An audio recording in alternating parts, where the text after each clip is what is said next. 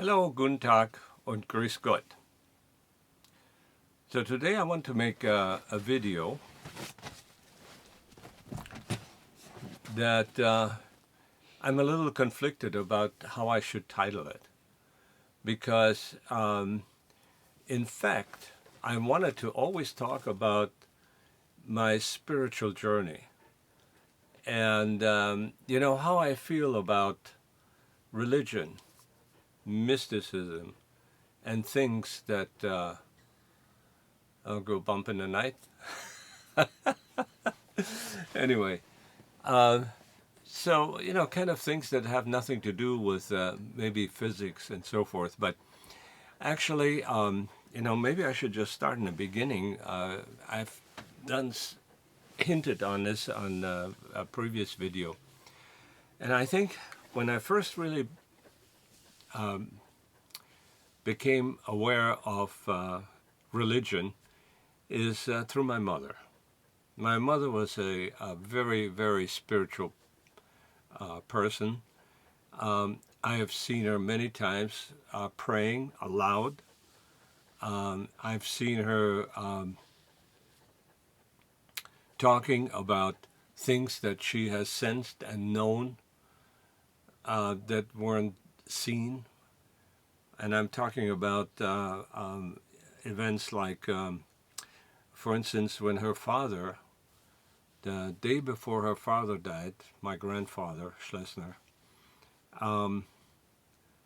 she was sitting on a couch with him, and and she told us that story. She says,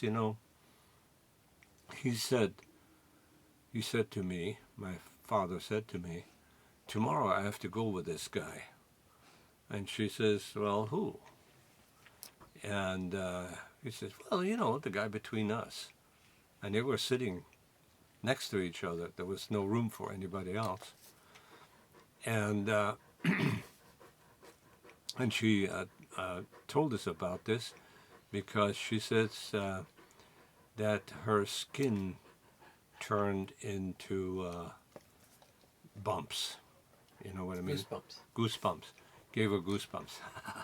It's a good thing I have you around, because she can translate from German to real English. Anyway, so yeah, it gave her goosebumps, and she told us about that. And then the following day, he didn't wake up, so that's what happened. And I remember getting a call getting a message at school that, hey, your grandfather died, and so they took me out of school. And that was like, I think it was like 1953 or so.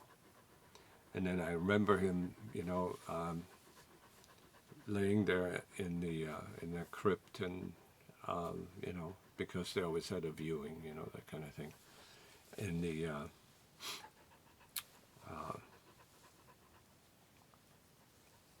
where he was buried, But anyway,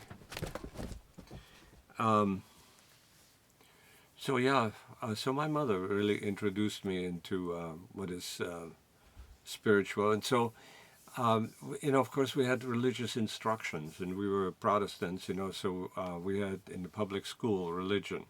There was a class, the 4 or 5 Catholics that were there, they left, went to their own instruction class, and the rest of us, we were all Protestants, had Pfarrer Zülke used to come in, and Pfarrer Zülke gave us the instructions, and I remember thinking, about, okay, so we're talking about, Genesis, Cain and Abel, and how Cain was, how Adam and Eve, left paradise, and Cain, had the mark of Cain because God extradited him or pushed him out of there.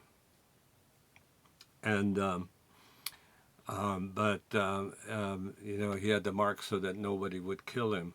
Okay, now it was interesting, there was just these people there, and then Cain married and had family and so forth, so these were kind of things I was wondering about. So I thought, I'd get some enlightenment by going to church. And so that's what I did. I went to the Lutheran church, and it turned out that I was the only young guy there. I was maybe 10 years old or so, and I still always remember, how annoyed some of the old people were because I was singing the loudest, so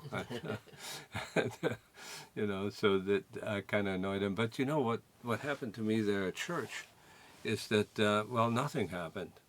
The father or the priest, the preacher, I don't know what they call him the minister, I guess would be the Protestant, you would say the minister, never came and asked who I was or anything like this.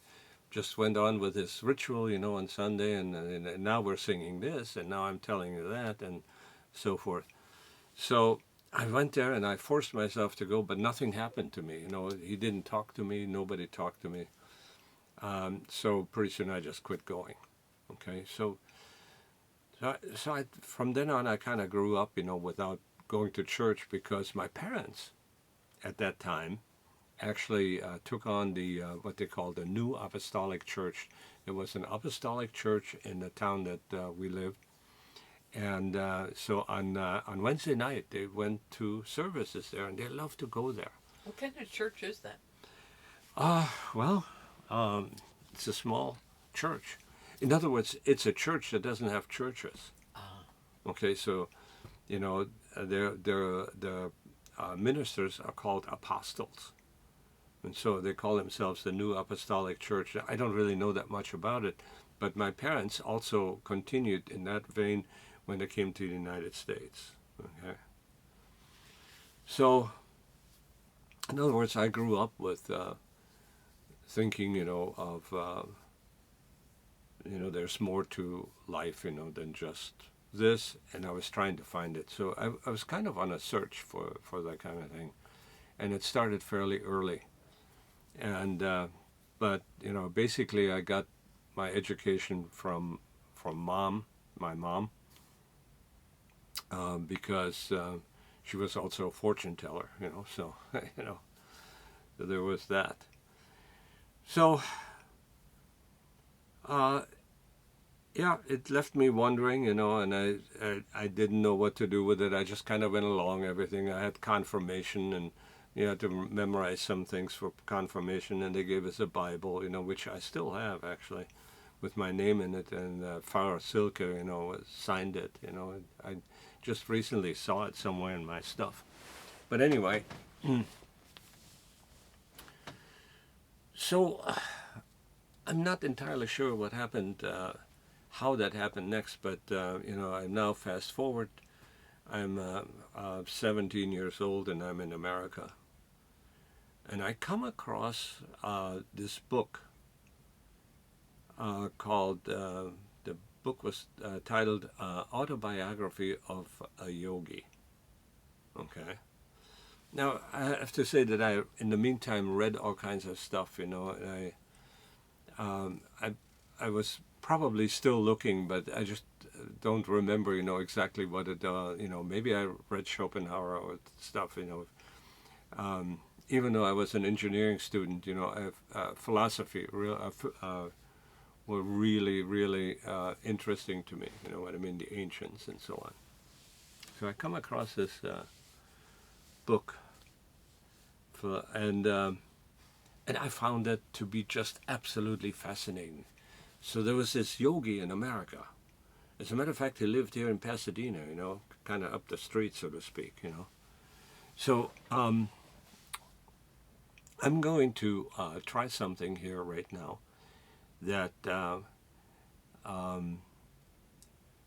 that I've never done before, because what I'm going to do is I'm going to ask an AI to tell me about Autobiography of a Yogi and its author, Paramahansa Yogananda.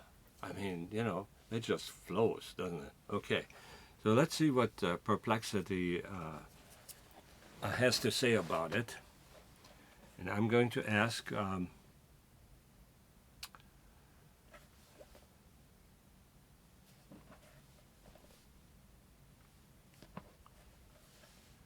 Okay, tell me, who is Yogananda Paramahansa, and how did he influence the American culture, and how significant was his first book called Autobiography of a Yogi?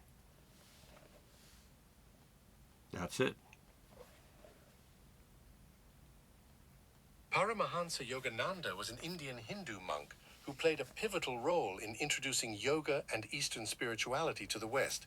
His 1946 book, Autobiography of a Yogi, had a profound and lasting impact. Paramahansa Yogananda, 1893 to 1952, was born in India and founded the Self-Realization Fellowship to spread the teachings of yoga and meditation in the West. In 1920, he accepted an invitation to speak at a religious congress in Boston, Massachusetts, and went on to establish his teachings across the United States. Yogananda's Autobiography of a Yogi is considered a spiritual classic that has been translated into over 50 languages. The book describes Yogananda's life, spiritual development, and encounters with Eastern and Western spiritual figures. It has been praised as a masterpiece that helped introduce yoga and Eastern philosophy to the Western world. The book had a profound impact, inspiring figures like George Harrison of the Beatles, Apple founder Steve Jobs, and many others to embrace Eastern spirituality. It is credited with nudging the West toward the East and helping fuel the yoga and meditation boom in America in the 1960s and 1970s. Today, Autobiography of a Yogi remains one of the most influential spiritual books of the 20th century. Okay, so you just heard the AI tell us everything that you wanted to know about this, right? I mean, now you actually understand. So I am just totally smitten with this AI. And I can't tell you, I'm so in awe that I find it difficult to talk about it because, there is nothing that you can't know. Basically, if it's ever been known by man, then you can find it. So this is just absolutely incredible. So now you know who Paramahansa Yogananda was, and I tell you, I had this book with me, when I took my first job, and when I had my first job after college, as a young engineer at U.S. Steel, and entered their management apprenticeship, their management program, management development program, and so I had this book with me, and I had, I lived with a couple of other guys, so I showed it to my friend Marv, and I said, "Look at this. This is really remarkable because I really ate that thing up, Evidently, Steve Jobs did too, and others." And so Marv read this, and he says, now Marv is also a mechanical engineer, he says, "Holy shit, Krieger, what the hell you got here? In the first 10 pages, there are probably 15 miracles, and and I've never forgotten his reaction to this. He says, "Well, it's fine. If you like this kind of stuff, that's for you." He wasn't interested. In any case, it gave me pause. It gave me pause. Miracles. Okay? Even, Jefferson, when he wrote the New Bible, he was, it gave him pause because what he wanted to do is take all of the miracles basically out of the Bible, and produce a Bible that is, the enlightened Bible. Okay. So, I love that book, and it's still a good read. And if anybody wants to read it, it's fine. But, you have to keep in mind, that it's basically what he says. There's absolutely no proof for anything that is in there. No floating yogis, He was talking about yogis that could fight tigers because they're, or, they, teleport themselves and stuff. This is what Marv was objecting to, all of the things, that we consider, something that has nothing to do with physics, it's all metaphysics, basically. So I kind of left it at that, and I didn't think about religion so much anymore. However, I have to tell you that practically every night I used to pray the Our Father in German, because, and I don't think I know it in German anymore because now it's in English, But so there was a hint of this desire to know more always there, So what happened then? Well, I took a job in California at Kaiser Steel. So I left U.S. Steel in Chicago and came to California at U.S. Steel. And Kaiser Steel was kind of an interesting company because they actually, they were producing steel for the World War II war effort, basically, shipbuilding and so forth. So it made sense, to get somebody like Kaiser who built the Hoover Dam, to build a steel mill. And they said, well, 50 miles inland from the coast is good because none of the armaments can reach the steel mill, within, if it's more than 50 miles away or 50 miles or so. So evidently, the missiles from Japanese submarines or anybody's submarines, if there were any missiles, anything that they would bring, in terms of artillery wouldn't go that far, So artillery, was basically, I think, limited to about 30 miles, So anyway, so Kaiser Steel was an interesting place because it was actually built in a place that was a pig farm.